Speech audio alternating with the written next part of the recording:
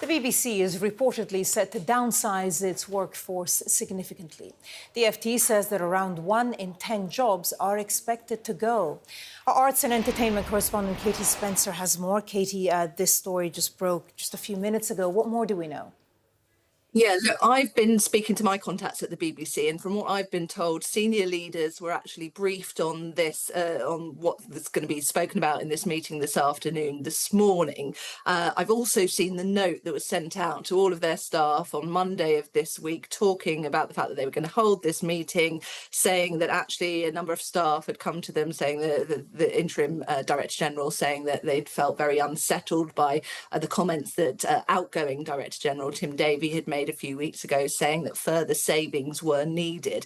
Now, I have to say, how that email reads compared to what the FT is reporting this afternoon is massively downplaying to staff the situation if the FT is correct. And the fact is it's seemingly like 1 in 10 jobs might be going. From what they are reporting, as many as 2,000 job cuts could be announced. And when you think of the fact that BBC employs around about 21,000 people, that's a significant chunk of employees who face losing their jobs as a result of this. We know the BBC in February announced that it needed further cost-cutting measures. 10%, I think, is the figure that they've put on the plans going forward of what they need to save.